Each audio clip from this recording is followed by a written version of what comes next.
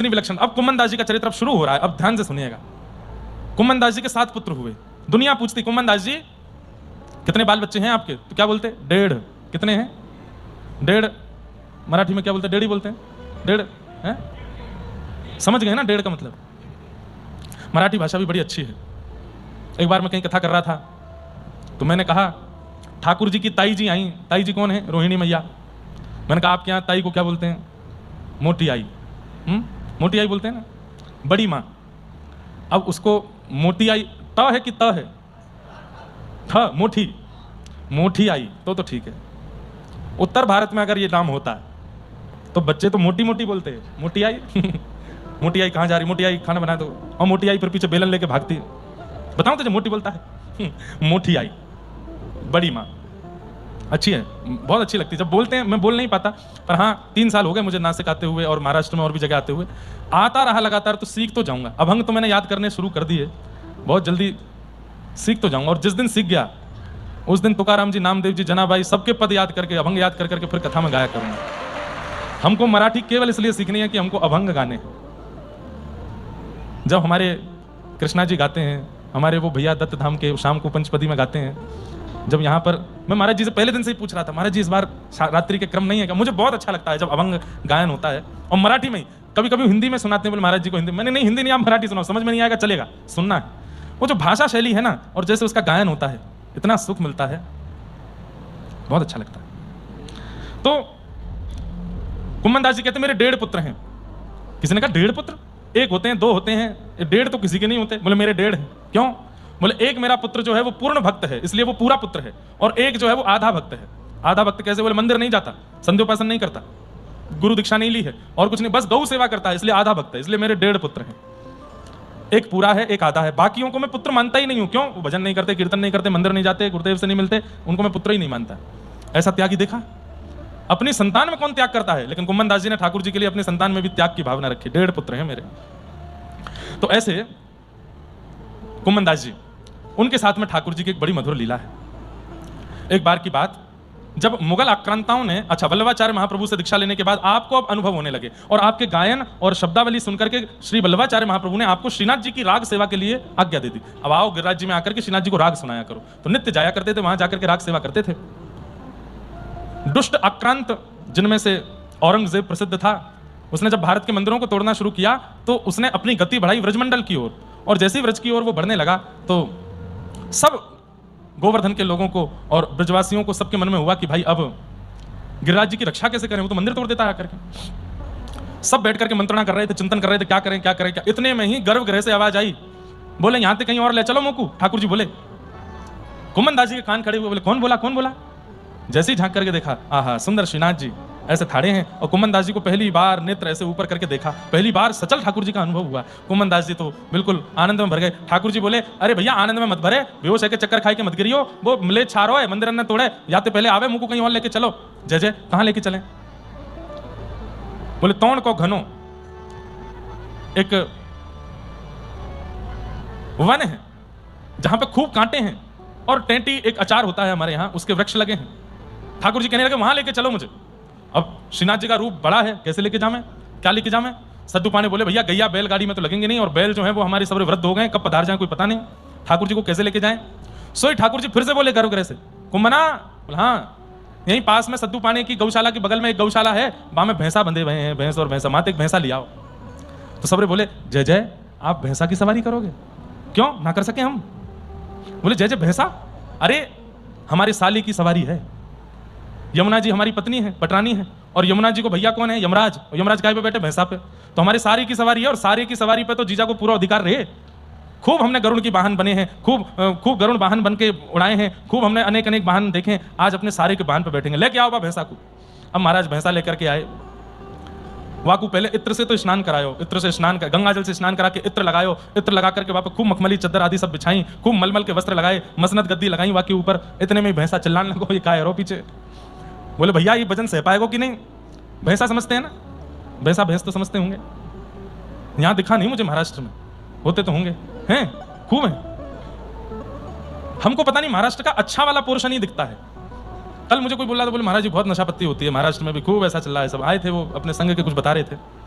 हमने कहा हमको तो दिखता नहीं, हमको तो अच्छे अच्छे ही दिखते हैं, वारकरी दिखते हैं, अपने दत्त प्रभु के अनुयायी दिखते हैं, सब बढ़िया बढ़िया ही दिखते हैं। बोले आपको जगह वही मिलती है जाने की, कथा करने की, जहाँ अच्छे लोग हैं, नहीं तो यहाँ के भी सब बिगड़ रहे हैं लोग। हमने कहा हमें अब ऐसा लगा आपके बोलने के बाद कि यहाँ पे भी कुछ होता होगा।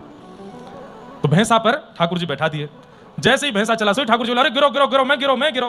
तो इधर से कुम्भनदास जी का हाथ पकड़ा, उधर से एक और थे सखा, उनका हाथ पकड़ा, और ठाकुर जी उन दोनों के हाथ पकड़ करके ऐसे मटक मटक करके एक मंदिर से तोड़ के घने में जा रहे हैं। श्रीनाथ जी आहा, कुम्भनदास जी गाने लगे, लाल तो है भावत तोड़ को घनो, लाल तो है भावत तोड़ को घनो, कोटि बहुत गोखुर हैं लागे, फाटत हैं सब तनो, भावत तोड़ को घनो, लाल तोए भावत तोड़ को घनो। थोड़े रिसिया के गा रहे हैं कुम्भनदास जी, लाला ऐसी जगह चुनी है जावे की।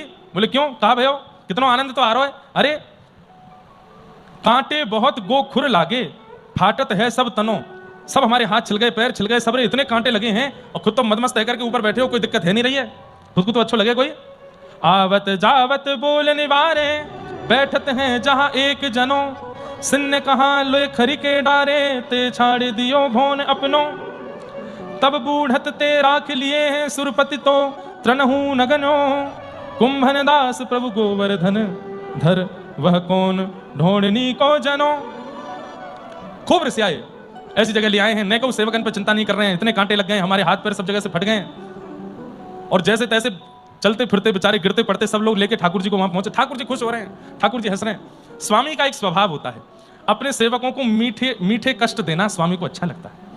ठाकुर जी को भी आनंद आता है जब हम चलते चलते कभी गिर जाते हैं, बोलते बोलते कभी अटक जाते हैं, लेटे लेटे कभी लुढ़क जाते हैं, खाते खाते कभी हंस जाते हैं। ठाकुर जी बड़े खुश होते हैं जब थोड़ी छोटी छोटी अटकनें जब जीवन में आती हैं, तो बड़ों को बड़ा अच्छा लगता है। अब जैसे नदी में हम लोग स्नान करने जाते हैं तो जितने छोटे छोटे बालक हैं सबको छेड़ते हैं, किसी का पैर पकड़ के नीचे डालेंगे, किसी के मुंह में पानी डालेंगे, किसी की आंख में पानी।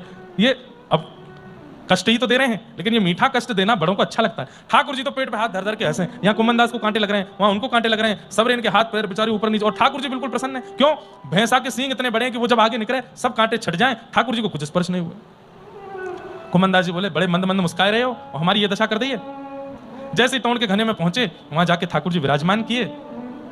इतने में ठाकुर जी बोले अब चलो सबरो भोग मेरे सामने धर के तुम सबरे चले जाओ यहाँ से। बोले एक तो कांटे लगवा दिए, ऊपर से हमको न जल की पूछ रहे हैं ना भोजन की, और कह रहे हैं चले जाओ यहाँ से। कुम्भनदास जी बोले चलो आज्ञा है इनकी, चलो। सब प्रसादी ठाकुर जी के सामने रख करके जैसे ही चले गए, दूर कहीं जाकर के बैठे हैं, सब आपस में चर्चा करने लगे। बोले ठाकुर जी ने ये तो बताया नहीं कि वापस कब आना है। कुम्भनदास जी बोले मैंने देखूं कर कहा रहे हैं ये।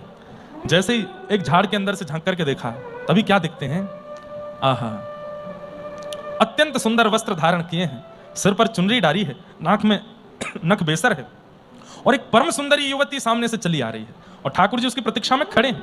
कोई और नहीं है, श्री प्रिया जी, श्री श्यामा जी, हमारी श्री राधा रानी है। जैसे ही राधा रानी आई, आहा, कुम्भनदास जी तो देख करके आनंदित हो गए। ओ, तो ये इनते मिलवे आए। और आज कुम्भनदास जी, अच्छा मैंने वल्लभाचार्य जी से मांगा था कि मुझे नव निकुंज मंदिर में जहां विहार करते ठाकुर जी हैं उनका दर्शन करना है, आज वो दर्शन हो गए। प्रिया प्रियतम दोनों परस्पर एक दूसरे को अन्न पवा रहे हैं, प्रसाद पवा रहे हैं। एक भाग किशोरी जी पवाते हैं, एक भाग ठाकुर जी पवाते हैं, और श्री कुम्भनदास जी दूर से देख करके इतने कांटे लगे। इसका क्या तात्पर्य था, जब तक भव के जितने भी हमारे कर्म बंधन हैं उनको हम भोग नहीं लेंगे तब तक भगवत अनुभव होना संभव नहीं है। जब तक जीवन में आने वाले कष्टों को हम भोग नहीं लेंगे, जो हमारे प्रारब्ध के हैं, वो जब तक खत्म नहीं हो जाएंगे, भगवत अनुभव होना थोड़ा मुश्किल है। कुम्भनदास जी को कांटे लगवा करके तोड़ के घने में ये थोड़ा सा श्रम देकर के ठाकुर जी ने जीवन पर्यंत के जितने कष्ट थे सब कांटों से निकाल दिए और अपने नित्य विहार का दर्शन कराया। आपने दर्शन करके बड़े आनंदित हुए, बड़े प्रसन्न हुए।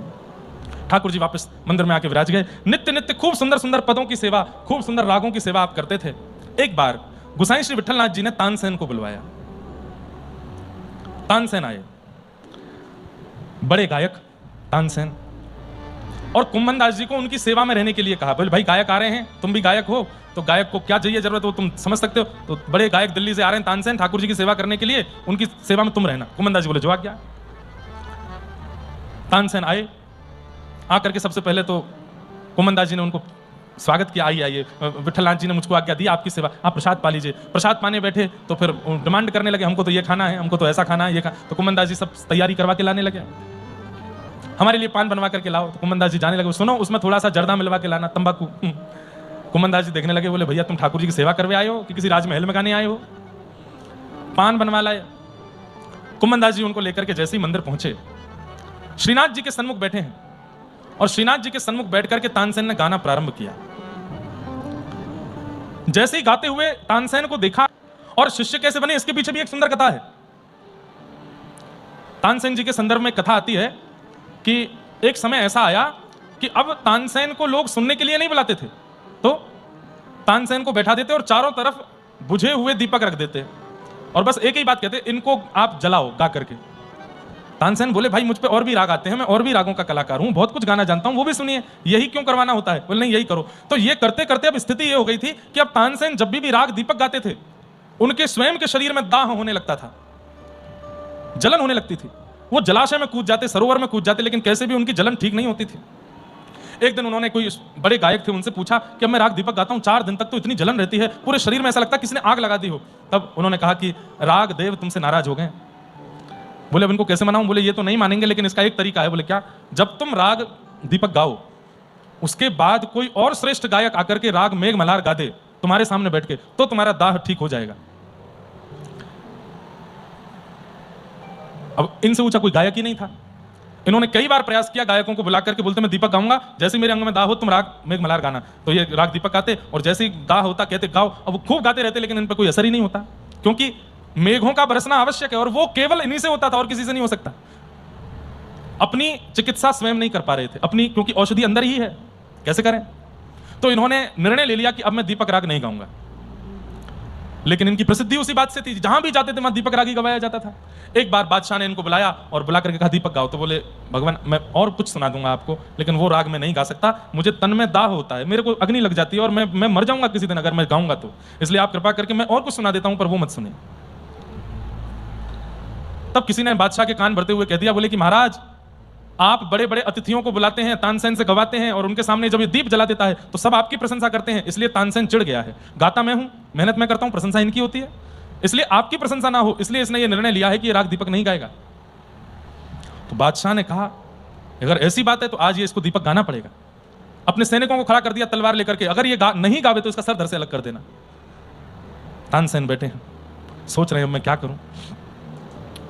बोले कि इनके तलवारों से मरने से अच्छा है कि मैं दीपक गा करके अपने राग को गाते हुए स्वयं जल करके ही मर जाता हूं। जैसे ही गाना प्रारंभ किया, दीपक तो जल गए, लोग बाग खड़े होकर के ताली बजाने लगे, लेकिन तानसेन वहां नहीं था। क्यों? दौड़ गए, बाहर भाग करके गए, सरोवर में कूदें, नदी में स्नान करें और रोवें, चीखें, चिल्लावें, पूरा शरीर कंपायमान होवे, सब जगह अग्नि लगी है, दौड़ते जा रहे हैं, दौड़ते जा रहे हैं, दौड़ते जा रहे हैं, सबसे कह रहे हैं कोई रक्षा करो, कोई बचाओ, मुझे कोई बचाओ। तभी एक जगह ठोकर लगी और आप मूर्छित होकर के गिर पड़े, लेकिन आपके तन में अभी भी वह जलन हो रहा था। तभी वहां 2 गोपियां, व्रज की, अभी की बात है, तानसेन कितने 500 वर्ष पूर्व होंगे, व्रज की 2 ग्वालिन गोपियां वो गोबर थापने के लिए आई थी और थापते थापते जब उन्होंने इनको देखा तो देखते ही समझ गई कि ये दीपक राग गा करके इनका शरीर अंदर से जल रहा है, इनको मेघ मल्हार सुनाना पड़ेगा। और हाथ में गोबर लगे हुए ब्रज की सामान्य सी अनपढ़ सी वो गोपियां मेघ मल्हार गाने लगी। आकाश में बादल प्रकट हो गए और तानसेन के ऊपर बरसने लगे। तानसेन ने नेत्र खोल करके जब देखा चारों तरफ, तो वो बिल्कुल सहज सरल सी कंडा थाप रही हैं, गोबर थाप रही हैं और मेघ मल्हार गा रही हैं। तानसेन बोला आपको ये राग कैसे आता है? तो बोले हमको तो ये भी नहीं पता कि ये कौन सा राग है, बस इतना पता है कि जब किसी को ऐसी पीड़ा दिखाई दे तो हमारे गुरुजी ने कहा था ये वाले स्वर गाने हैं, इसलिए हम गा रहे हैं। हमारा प्रताप नहीं, हमारे गुरुदेव का प्रताप। बोले कौन है तुम्हारे गुरुदेव? बोले जिन्होंने वृंदावन में बिहारी जी को प्रकट किया, श्री स्वामी हरदास जी महाराज। तानसेन दौड़े दौड़े फिर स्वामी श्री हरदास जी की शरण में गए। बोले गोबर थापने वालों को आपने ऐसा अद्भुत संगीत सिखा दिया, जो कला मेरे अंदर है मेघों को वर्षाने की, वो सामान्य सी गोपियां बरसा रही हैं। आप सामान्य नहीं है, अब मैं आपकी शरण में हूं। और तानसेन स्वामी श्री हरदास जी का शरणागत हो गया।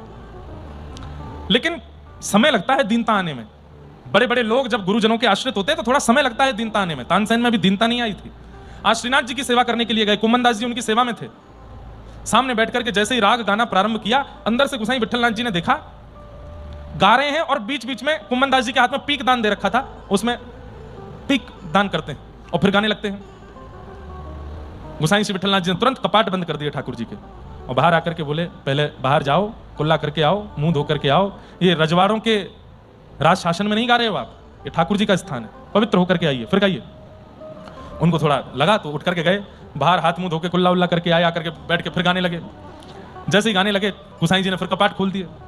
थोड़ी देर सुनने के बाद गोसाई जी ने जैसे ही भीतर झांक करके देखा मंदिर में, तो श्रीनाथ जी को झोंके आ रहे थे। श्रीनाथ जी को नींद आ रही है और कभी इधर जावे कभी ऐसे करें, ठाकुर जी खड़े खड़े झोंके ले रहे हैं। गोसाई जी ने फिर से कपाट बंद किए, भीतर जाके जय जय कहा भयो, अरे मुंह को भान आ रहो या को गानो, थोड़ी देर पहले आयो तब तो बढ़िया गा रहो, अब पता ना कहाँ रैंक रहो, मुझे तो बढ़िया ना लग रहो। रैंक रहो जाने कल रात्रि रासलीला देखी थी, रासलीला में मधुमंगल जी क्या कर रहे थे, स्वर लगा रहे थे ऊंचे ऊंचे, उसको हमारी ब्रजभाषा में रैंक ना, बिना स्वर के भी जो पंचम स्वर लगाते रहते हैं, बिना सुंदर गला होते हुए भी गाने का प्रयास करते हैं, उनको कहते हैं रैंक रहा है। तो ठाकुर जी बोले पहले तो बढ़िया गा रहो, अब पता ना कहा है रैंक रहो, मुझे तो बिल्कुल आनंद ना रहो, नींद और आ रही है। तो गोसाई जी बोले जय जय पहले वो पान खा के बैठो, मैंने अब पान थुकवाई दियो। तो ठाकुर जी बोले बातें कहो, दोबारा पान खा के आवे को, और पान खा के बैठे फिर गावे। गोसाई जी बोले जय जय मंदिर की पवित्रता है, बस पवित्रता ठीक है, बातें कहो पान खा के आवे। तो अब यहाँ कथा ऐसी वर्णित है कि गोसाई जी ने तानसेन को नहीं कहा कि पान खा के आओ, नहीं, जय जय कितनों कहते रहे, मंदिर की पवित्रता तो रहेगी। तानसेन का जब गायन पूरा हुआ तब गोसाई श्री विठलनाथ जी ने कहा बहुत सुंदर गाया आपने, बहुत अच्छा गाया। भीड़ लगी थी मंदिर में तानसेन को देखने के लिए। अब मेरी इच्छा है, हमारे कुम्मन दास जी बैठे हैं, एक पद की सेवा कुम्मन दास जी भी करें। तो तानसेन बोला कौन कुम्मन दास? भाई तानसेन के बाद अगर कोई गाने आने वाला है तो बड़ा गायक ही होगा। बगल में पीकदान लिए बैठे थे, तो बोले ये गाएंगे, ये सुबह से मुझे रोटी खिलाते डोल रहे हैं, मेरा बस्ता सामान लेके चल रहे हैं, ये गाएंगे? बोले हाँ गाएंगे, कुम्मन दास जी गाएंगे। कुम्मन दास जी बड़े सहजता में आके ठाकुर जी के सामने बैठ गए। गोसाई जी ने कहा गाओ कुम्मना। आपने तुरंत ठाकुर जी को सुंदर भाव सुनाया। क्या रूप, भाई मैं तो अपने स्वर में गाऊंगा, पर कुम्मन दास जी ने कैसा गाया वो गाने के बाद बताऊंगा। रूप देख नैना पलक लागे नहीं, रूप देख नैना पलक लागे नहीं। कैसा रूप है मेरे नाथ का कि जैसे ही देखते हैं तो पलक झपकना भूल जाती है। रूप देख नैना पलक लागे नहीं, तुरंत लिख करके गाने लगे, तुरंत बना करके पद गा दिया ठाकुर जी के सामने। गोवर्धन के अंग अंग ऊपर, गोवर्धन के अंग अंग ऊपर, निरख नैन मन रहत नहीं, रूप देख नैना पलक लागे नहीं। कहारी कहूं कछु कहत न आवे, कहारी कहूं कछु कहत न आवे, चित चोरो वे मांग दही।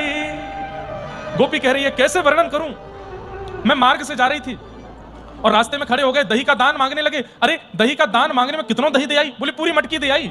क्यों? बोले एक हाथ आगे करके मांगो तो मन तो भयो कि सर्वस्व याकू दे दूं, लेकिन मटकी देकर के ही आनो पड़ो। लेकिन कन्हैया जब दोनों हाथ पसार के मांगने लगे ना, अरे सखी मैं कैसे बताऊं, ऐसा मन करे सब दे दूं, नेत्र दे दूं, नासिका दे दूं, सर्व अपनो यौवन दे दूं, जीवन दे दूं।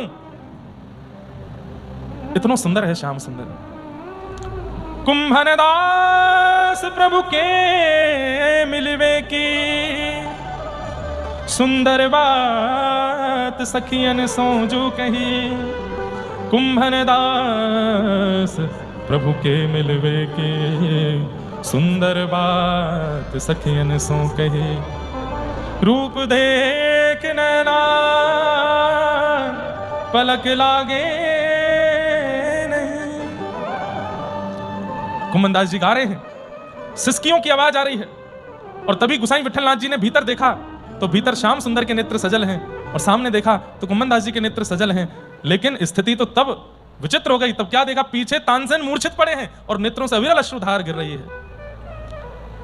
भाई आप यदि किसी चीज में निपुण हैं और उसी भाव में निपुण और कोई व्यक्ति आ जाए तो यह बात होती ही है, यह स्वाभाविक बात है कि आपके चित्त में उसके प्रति प्रतिस्पर्धा आ जाएगी, उसके प्रति ईर्ष्या आ जाएगी। पर यदि कोई वस्तु आपको आती है और कोई दूसरा आकर के जब वही क्रिया करने लगे और आपको उसके प्रति प्रतिस्पर्धा ना हो, उसके प्रति ईर्ष्या ना हो, बल्कि उसके प्रति प्रेम होने लगे, वो वही कर रहा है जो आप करते आए हैं, लेकिन फिर भी आपको उसके प्रति प्रीति हो रही है, तो यह बात प्रमाणित है, या तो उसके चित्त में ठाकुर जी विराजमान है या आपके चित्त में ठाकुर जी विराजमान है। कुम्मन दास जी के चित्त में ठाकुर जी बैठे हैं। तानसेन सुनकर के प्रतिस्पर्धित हो जाना चाहिए था, ईर्ष्या हो जानी चाहिए थी। तानसेन जब गा रहे थे तब वाह वाह हो रही थी, लेकिन कुम्मन दास जी ने जब गाया तो केवल आह हो रही है, सबके नेत्रों में अश्रु भर आए हैं।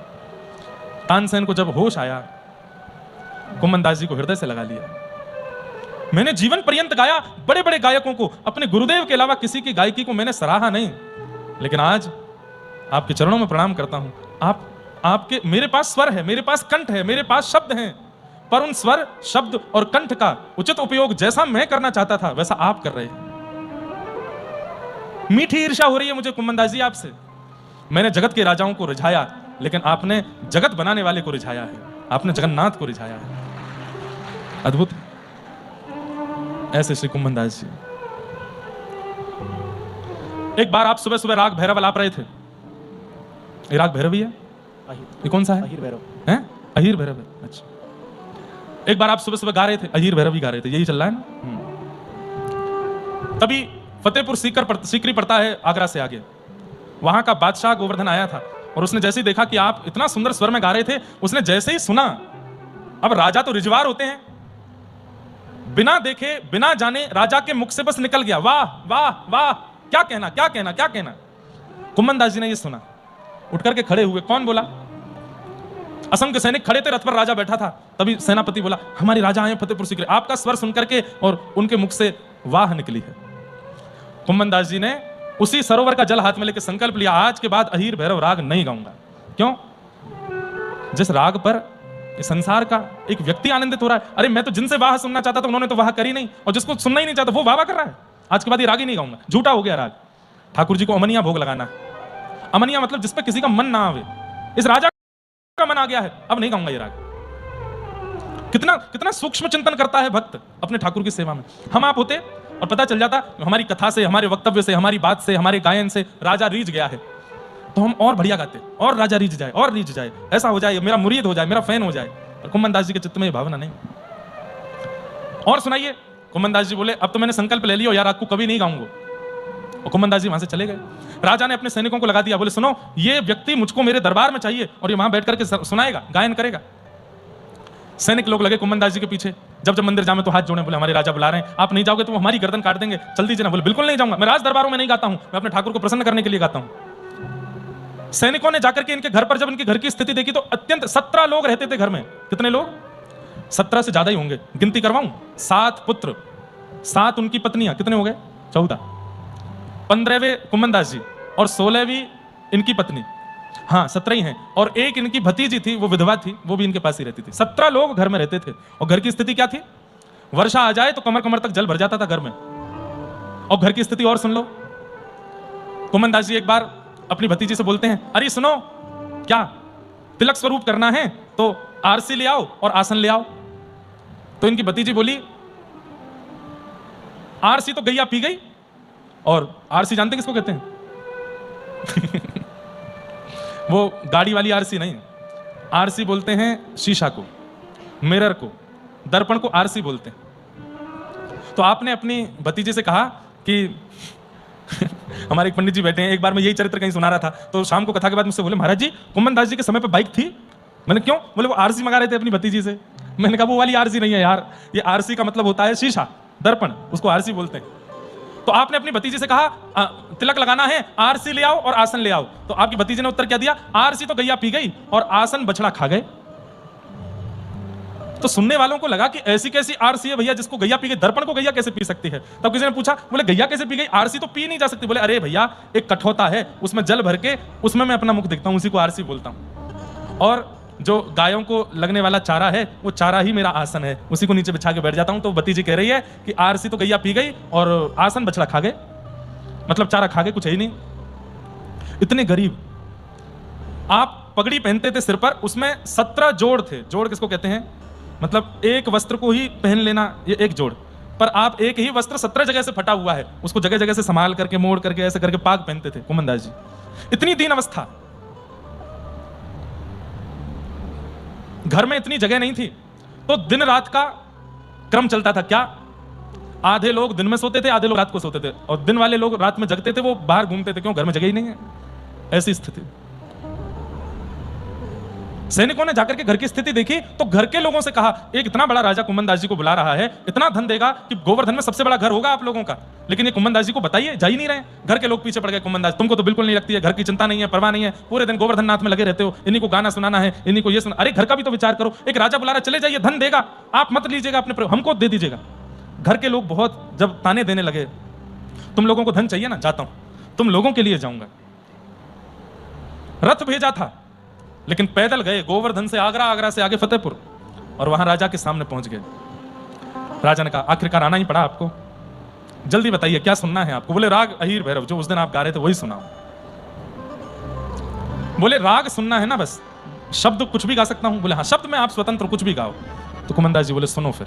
भगत को कहा सीख री सो काम, भगत को कहा सीख री सो काम, भगत को कहा सीख री सो काम, भगत को कहा सीख री सो काम। भक्त का किसी राजा से क्या काम हो सकता है? भगत को कहा सीख री सो काम, आवत जात पन्हैया टूटी बिसर गयो हरि नाम। आज का दिन सबसे बुरा दिन है मेरे लिए। क्यों?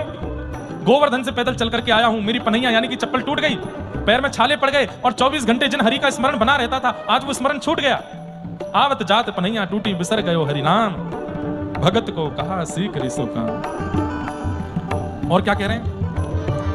जाको मुख देखत दुख लागत, जाको मुख देखत दुख लागत। अरे राजा, जिसका रूप देखना बिल्कुल अच्छा ना लगता हो, ऐसा व्यक्ति सामने आ जाए तो आपको क्या लगता है? बोले मेरा मन करता है ऐसा व्यक्ति मेरे सामने आ जाए तो मैं तलवार से उसका गर्दन, उसके सर धड़ से अलग कर दूं। कुंभनदास जी व्यंग में हंसने लगे, वही स्थिति मेरी हो रही है इस वक्त, पर मुझ पर तलवार नहीं है। जाको मुख देखा त दुख लागत, जाको मुख देखा त दुख लागत, ताको करन पड़ी परना, ताको करन पड़ी परना, हे ताको करन पड़ी परना, ताको करन पड़ी परना। हे राजन, जिसका मुख देखना अच्छा नहीं लगता वो सामने आ जाए तो गर्दन काटने का मन होता है। हाँ, और जिसका मुख देखना अच्छा नहीं लगता, अगर उसको प्रणाम करने को कह दिया जाए तो क्या होगा आपको? बोले तो मैं पूरी पृथ्वी को जला दूंगा, ये कर दूंगा, वो कर दूंगा, सब बोल दिया। कुंभनदास जी बोले मेरे ही हृदय की सारी बातें बोल रहे हो आप, इस वक्त मुझे ऐसा ही हो रहा। कुंभनदास लाल गिरधर बिना, कुंभनदास लाल गिरधर, हे कुंभनदास लाल गिरधर बिना,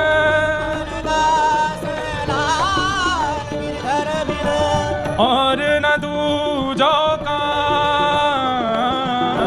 और न दूजो का, भगत को कहा सीख री सो काम, भगत को कहा सीख री सो काम, भगत को कहा सीख री सो काम, भगत को कहा सीख री सो काम।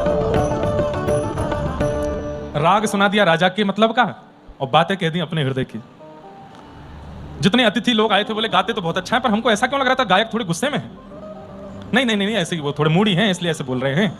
अब राजा को लगा मेरी तो बड़ी तौहीन कर दी इन्होंने सबके सामने, तो राजा ने कहा कि लोभ में अभी सब खत्म हो जाएगा, अभी इनके सामने हीरे जवाहरात भरे हुए सब रखता हूं। बड़े बड़े मंगा दिए और खोल करके धर दिए बड़े बड़े बक्से, और कहा आप जितना चाहो इनमें से ले जाओ, आप जो चाहो इनमें से ले जाओ, और इसके अलावा अगर कुछ और चाहते हो तो मुझे बताओ, मैं दे दूंगा आपको। कुंभनदास जी बोले इसके अलावा कुछ मांगू तो दोगे आप? बोले आप मांगने में देरी करोगे, मैं देने में देरी नहीं करूंगा। कुंभनदास जी ऐसे पल्लू किए, दे दो। बोले क्या, आज के बाद अपना मुंह मत दिखाना मुझे। फतेहपुर सीकर के राजा के सामने कोई इतना कैसे बोल सकता है? और नेत्र भराए कुंभनदास जी के, और तुरंत दौड़े गोवर्धन की ओर। बहुत दूर है गोवर्धन से, 60-70 किलोमीटर होगा। पैदल गए थे, पैदल ही आए। जब तक पहुंचे सुबह हो चुकी थी, मंगला का समय हो रहा था, और पहुंच गए ठाकुर जी के आगे। और श्री ठाकुर जी के सन्मुख बैठ करके रोते रोते गा रहे हैं। क्या कह रहे हैं ठाकुर जी से? हे नाथ, मेरी आपसे केवल एक ही विनती है, क्या कि आज के बाद मेरा स्वर्ग किसी को भी अच्छा ना लगे, ऐसा कुछ कर दो। मैं केवल आपको रिझाना चाहता हूं, मैं केवल आपके लिए गाता हूं, मैं केवल आपको प्रसन्न देखना चाहता हूं। ये लोकप्रियता मुझको जो मिल रही है गायन से, ये मुझे बिल्कुल भा नहीं रही है नाथ। मैं आपका होने के लिए आया हूं इस संसार में। कृपा करके मुझे अब अपने से दूर मत जाने दीजिए। आज के बाद यदि मेरे कंठ की किसी ने प्रशंसा की, मेरे गायन की आपके अलावा किसी ने आकर के वाहवाही की, मैं अपने प्राण त्याग दूंगा। कोई ऐसा कैसे हो सकता है कि गुणवान होकर के अपने गुण से ही गुण का लोक रंजन नहीं करना चाहता? भक्त हृदय ऐसा होता है। कुमनदास जी ऐसे, भगवान ने इनको आज्ञा दे दी, ठीक है। एक दिन की बात, गोसाई श्री विठलनाथ जी ने आपसे कहा चलो गोकुल में भी नवनीत प्रियालाल विराज रहे हैं, उनका दर्शन करने चलते हैं। तो आप गोवर्धन से गए, लेकिन आपकी चित्तवृत्ति तो गिरिराज जी में ही रहती थी, गोवर्धन स्वरूप में ही आपका मन अटका रहता था। आप गोकुल गए, गोकुल में जाकर के नवनीत प्रिया जी का दर्शन किया, खूब प्रसन्न हुए, लेकिन मन बेचैन। और बस ये लगे चलो गोवर्धन, चलो गोवर्धन, अब नहीं, जल्दी गोवर्धन चलो, मुझे गिरिराज जी के दर्शन करने हैं, मुझे गोवर्धन नाथ देखने हैं। लेकिन गुरुदेव से कैसे कहूं कि चलो जल्दी? रात्रि को जब सेवा पूरी हुई तो आपने गुरुदेव से आज्ञा ली, गुरुदेव मैं जाऊं? बोले हम सुबह जाएंगे, हमारे साथ ही चल देना। नहीं गुरुदेव आप आज्ञा करो, मैं जाऊं। और गोकुल से भी गोवर्धन बहुत दूर है। आप रात्रि में निकले, चलते चलते चलते चलते, आपका नित्य नियम था कि मंगला में सुबह प्रथम कपाट खुलते ही कुमनदास जी पद गाते थे सामने बैठ के। लेकिन आज मंगला रास्ते में ही हो गई, मतलब आप आधा रास्ता पहुंचे थे और मंगला का समय हो गया, तो इतना रोए, क्या करूं ठाकुर जी की आज मंगला की सेवा नहीं कर पाया, तो वहीं बैठ गए जो रास्ते में थे, और वहीं बैठ करके मंगला के पद गाने लगे। पद गा करके फिर चल दिए। आपको पहुंचते पहुंचते लगभग आज के समय अनुसार 9 बजे होंगे सुबह के, और श्रीनाथ जी के मंदिर में मंगला हो जाती है 5 बजे, 5 साढ़े 5 बजे ठाकुर जी का मंगला हो जाता है। आप जैसे ही गोवर्धन पहुंचे तो गोवर्धन जाकर के मंदिर में आपने देखा तो अभी तक मंगला हुई ही नहीं है, कपाट खुले ही नहीं है, पुजारी आदि सब द्वार पे ही खड़े हैं। कुमनदास जी बोले कीर्तनिया के लिए नहीं रोक सकते सेवा को। अरे मुख्य अर्चक भी यदि किसी दुविधा में पड़ जाए तो भी ठाकुर जी का नियम से दर्शन खुलता है मंदिरों में, यह नियम है। चाहे मुख्य अर्चक बीमार पड़ जाए, प्राण निकलने की स्थिति उनकी आ जाए, ठाकुर जी तो समय से दर्शन देंगे। और कीर्तनिया के लिए ठाकुर जी को 9 बजे तक अभी मंगला ही नहीं हुई, ऐसा नहीं हो सकता। इतने में गुसाई जी यमुना जी के मार्ग से आए गोकुल से, और घोड़े पर बैठ करके जल्दी आ गए थे, तो आप भी उसी समय पहुंचे। तो आपने आकर के देखा भीड़ लगी है मंदिर के बाहर और अभी तो द्वार खुल रहा है। तो आपने आकर के जो मुखिया जी थे सेवक, उनसे कहा सुबह का समय हो रहा है, श्रृंगार दर्शन जिस समय होना चाहिए तुम मंगला करने जा रहे हो, क्या बात है, इतना विलंब क्यों हुआ मंगला में? कुमनदास जी पीछे खड़े खड़े सुन रहे थे। बोले जय जय कहाँ बताऊं, आज तो अति है गई। बोले क्यों? बोले नियम है, पहले सरोवर में स्नान करो और अपरस में जाओ, बिना किसी से छुए, स्पर्श में मंदिर जाना है, मंदिर खोल के सेवा करनी है। मैं जितनी बार भी निकलूं सरोवर से, पता नहीं कहां से कैसे करके कोई ना कोई मेरा स्पर्श कर जाए। अब जैसे स्पर्श करे तो फिर वापस लौट के जाऊं, फिर स्नान करूं, फिर ऊपर मंदिर की, और द्वार पे आते आते कभी कोई बालक, कभी कोई बालिका, कभी कोई बड़ा बूढ़ा, पता नहीं। वैसे तो दिन में सुबह सुबह इतने लोग रहते नहीं, आज पता नहीं कहां से एक निकल के आता और आके मेरा स्पर्श कर लेता, फिर मेरा अपरस टूट जाता, फिर जाता। 4:30 बजे से अभी तक मैं 50 गोते लगा चुका हूं सरोवर में जाके, और हर बार कोई छू जाता है। और ये जैसे ही आपका आगमन हुआ है और थोड़ी देर पहले कीर्तनिया कुमनदास आए हैं, तो मैं मंदिर के द्वार तक पहुंच पाया हूं। इससे पहले तो मैं पहुंच नहीं, कोई भी स्पर्श कर जा रहा था। अरे भली चलाई वो सरोवर में 2-4 बालक नहा रहे थे, भीतर गोते लगा करके स्नान करके जैसे निकला तो वो निकले, बाहर पकड़ने के लिए उन्होंने तो किनारा पकड़ा, मेरे ही पैर पकड़ लिए, फिर से स्पर्श हो गया। आज मेरा अपरस टूट रहा था, इसलिए मैं सेवा नहीं कर पाया। कुमनदास जी के नेत्र सजल हो गए और गोसाई जी से बोले जय जय, मंगला में उठावे वारो कुंभना नहीं आयो, या हमारे ठाकुर जी ने पुजारी जी को स्पर्श तोड़वाते रहे, अब मैं आ गया हूं ना, अब ठाकुर जी की मंगला होगी। और उस दिन पहली बार श्रीनाथ जी की श्रृंगार आरती के समय मंगला हुई और श्री कुमनदास जी ने सामने बैठ करके पद गाया।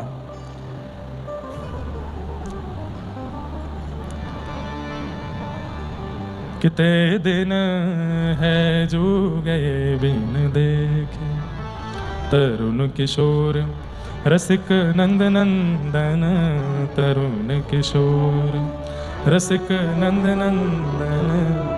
बहुत सुंदर पद है बंधु, इतना प्यारा पद है। क्या गा रहे हैं कुमनदास जी?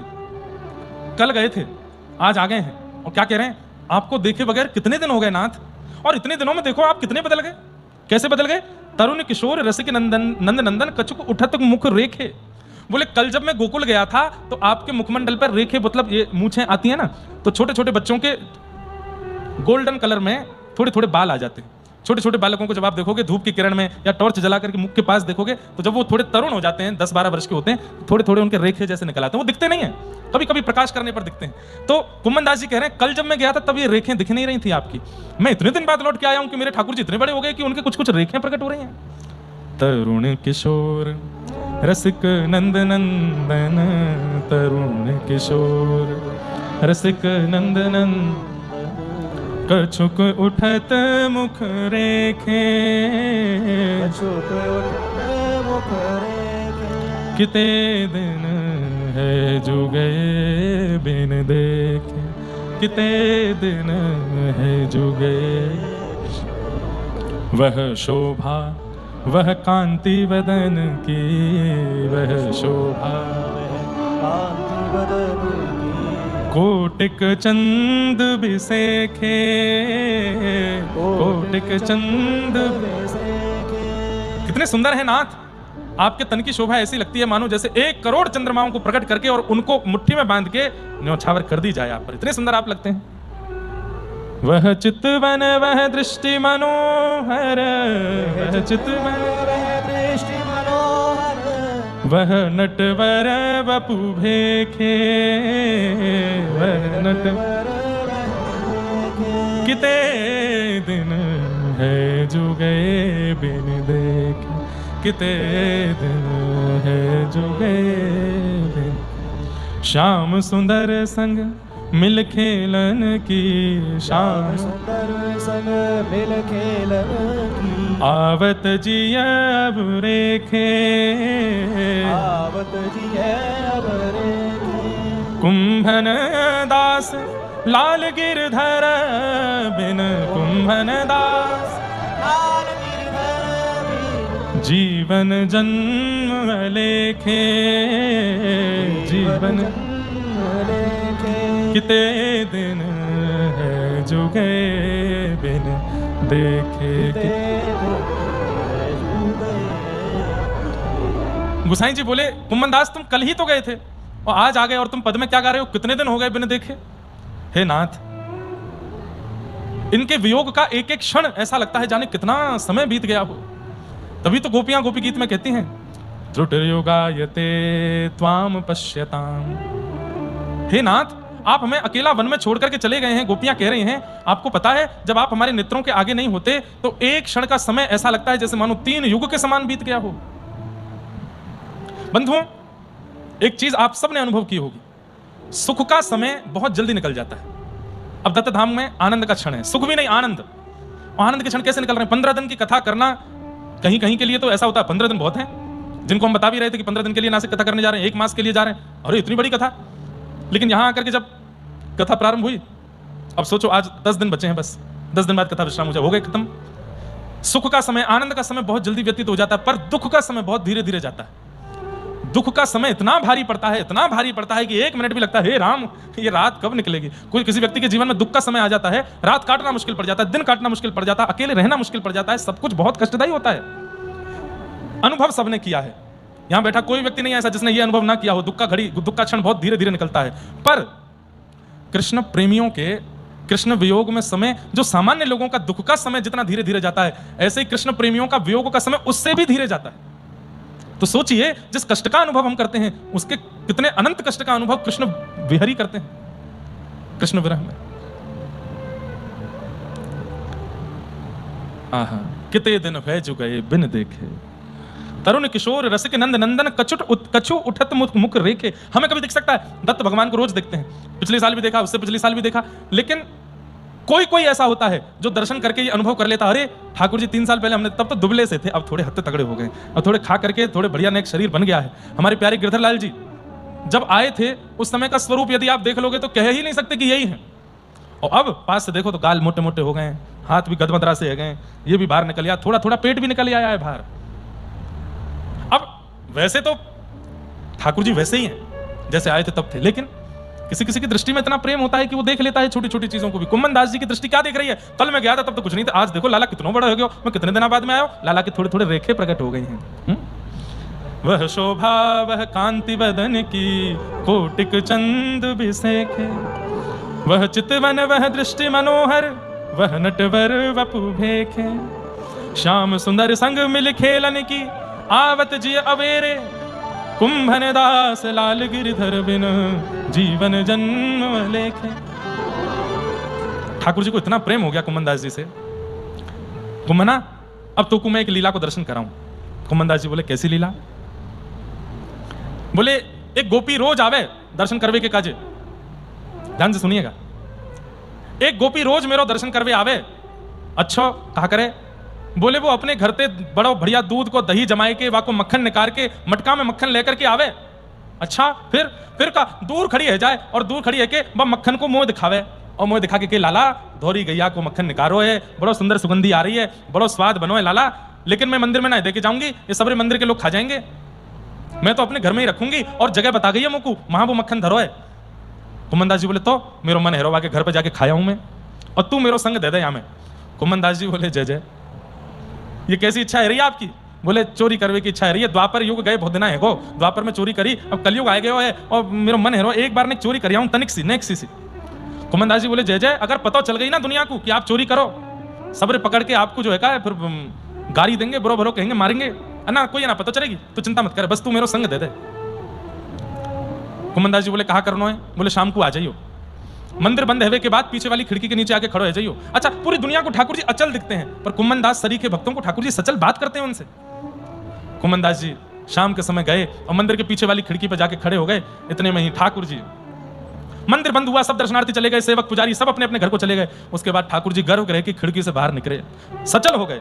कुमनदास जी देख रहे हैं, आहा कितने सुंदर ला, ए कुमना का देख रहे हो? आपको रूप देख रहा हूं, कितने सुंदर, ए रूप मत देखा, चोरी करवे जा रहे हैं हम, नीचे आ, यहां पे आ जा।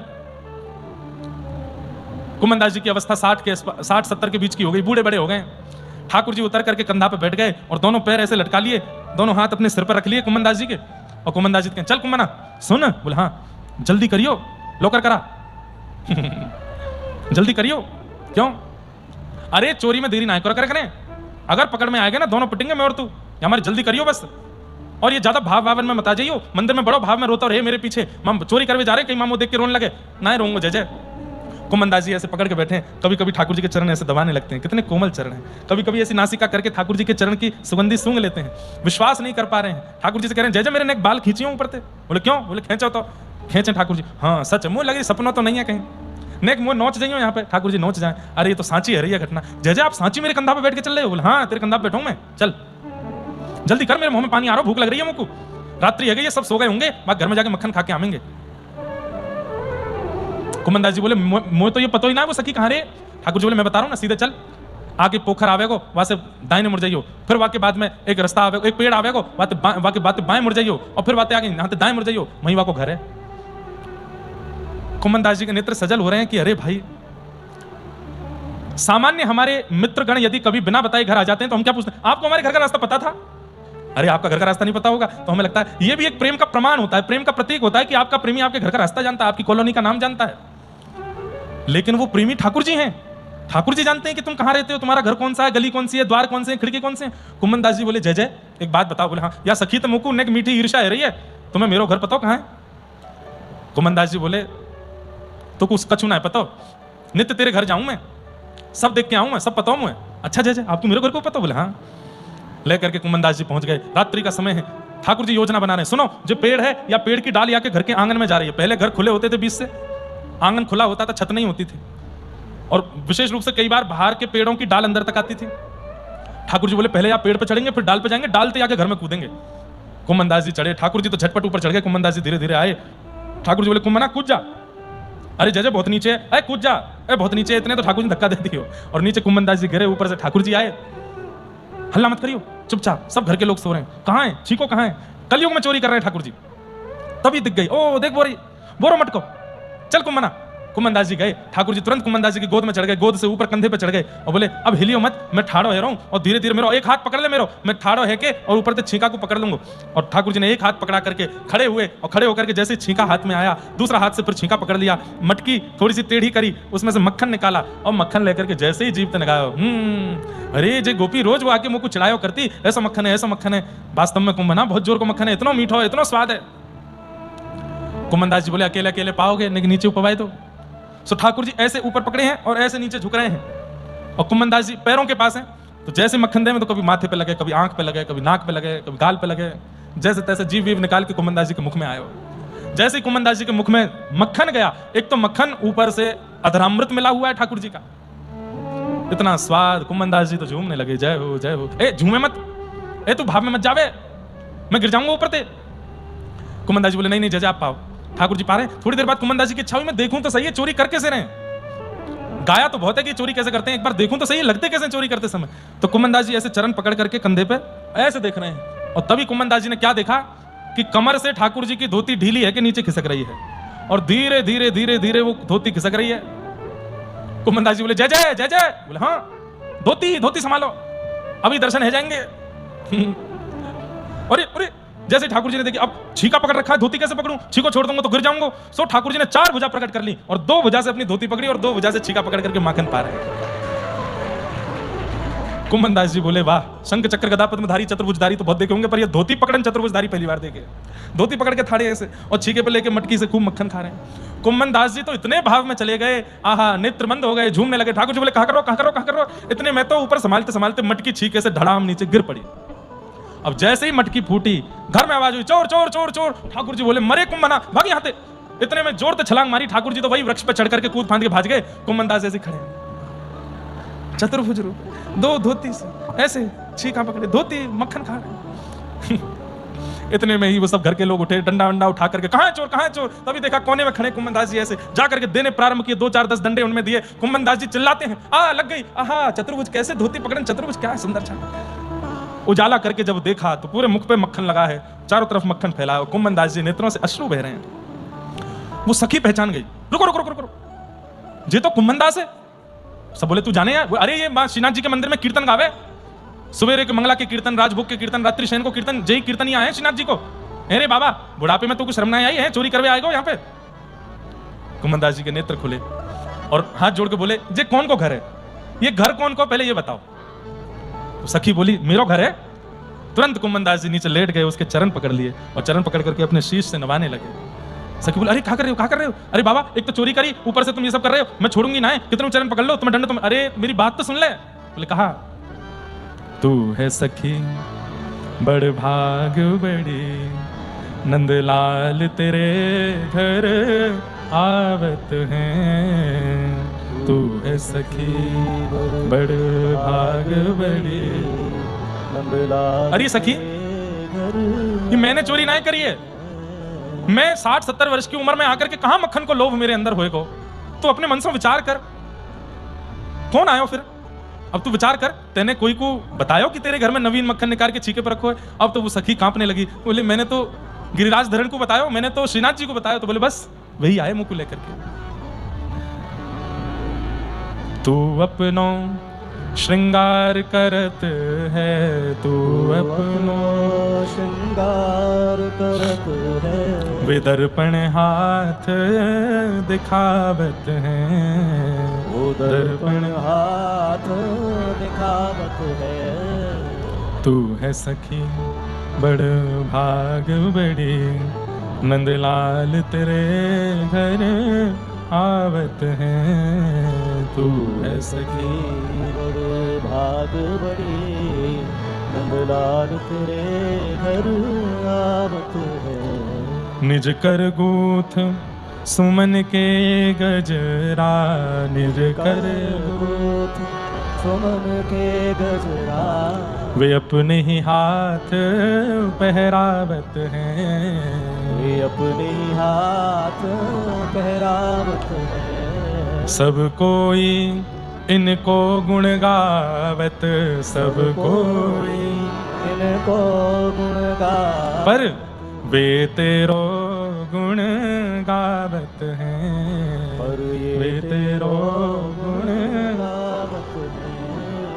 कुम्भन दास लाल गिरधर के, कुम्भन दास लाल गिरधर के, वे तो तेरे ही हाथ बिकावत हैं। तेरे ही हाथ बिकावत है। तू है सखी बड़ भाग बड़ी, नंदलाल तेरे घर आवत हैं। तू है सखी बड़ भाग बड़ी, नंदलाल तेरे घर आवत है। अब तो वो सखी रोवे से रोवे। कुम्मन दास जी कहे अरे तेरे बड़भाग हैं, ठाकुर जी आए गए तेरे घर को माखन। अब वो सखी दौड़ करके गई, फूटी हुई मटकी में से माखन निकाल करके पा रही है।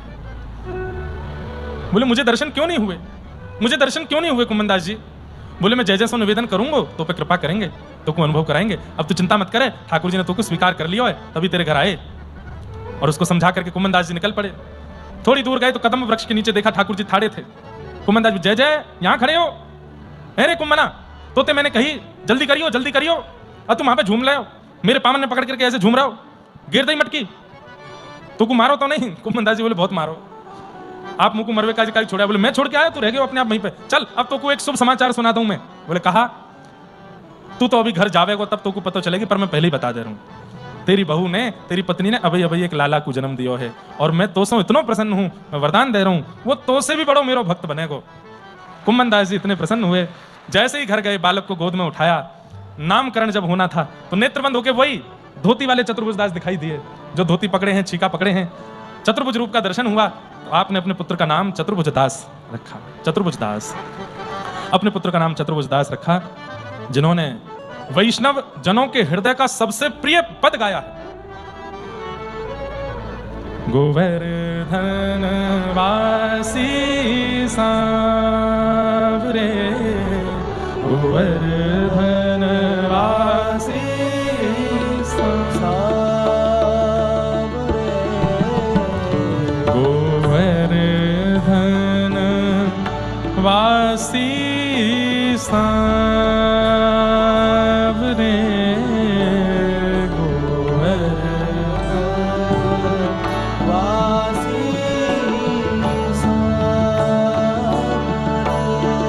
लाल तुम बिन रहो न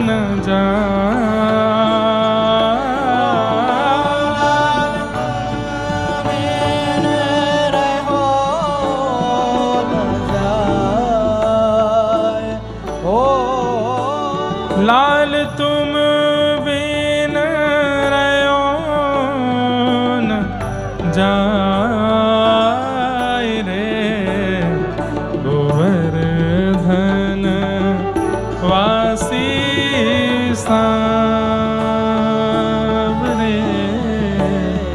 गोवर्धन वासी सांवरे, गोवर्धन वासी सांवरे, गोवर्धन वासी सांवरे। दर्शन को नैना तपे, वचन सुनन को कान हो, दर्शन को नैना तपे, वचन सुनन को कान हो, मिलवे को हियरा तपे, हिय के जीवन प्राण, गोवर्धन वासी सांवरे, गोवर्धन वासी। ये कुम्मन दास जी के पुत्र का पद है, चतुर्भुज दास जी, जिनका चरित्र हम लोग सुनेंगे। अभी सूरदास हो गए, कृष्णदास हो गए, कुम्मन दास। श्री कुम्मन दास जी जैसे ही चतुर्भुज दास जी का जन्म हुआ, उसके बाद लीलाएं तो बहुत हुई कुम्मन दास जी के साथ। कुम्मन दास जी ने मन में विचार किया कि अब मुझे राहत है कि मेरे ठाकुर की सेवा करने वालों कोई आ गया है, अब मुझे निकुंज में जाना चाहिए। और वृद्धावस्था थी, गोवर्धन गए थे, दर्शन करके लौट रहे थे गांव की तरफ, तभी शंकरषण कुंड पर आप जाकर के लेट गए।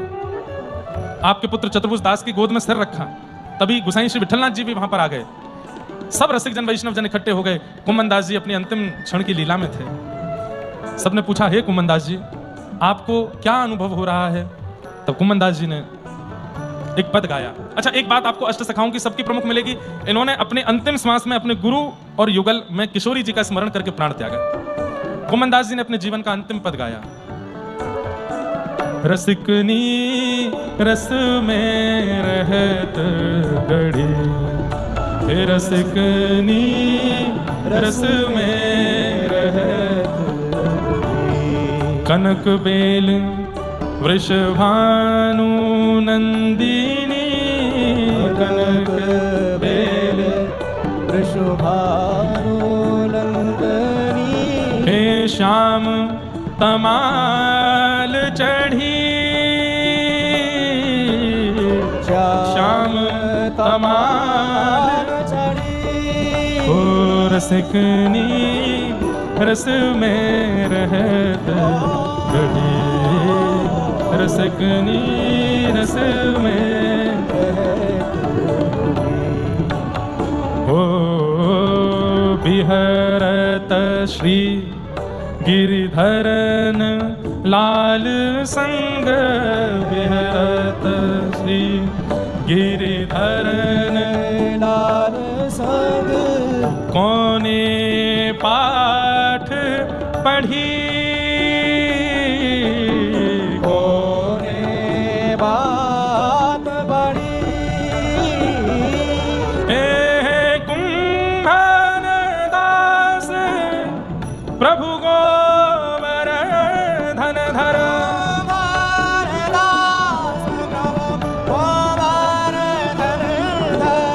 कुंभन दास प्रभु गोवर्धन धर।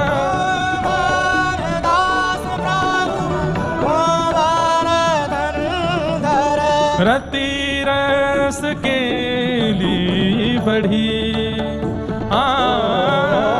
रति रस के बढ़ी। हे रसिकनी रस में रहत गढ़ी, रसिकनी रस में रहत ओ रसिकनी रस में रहत गढ़ी, रसिकनी।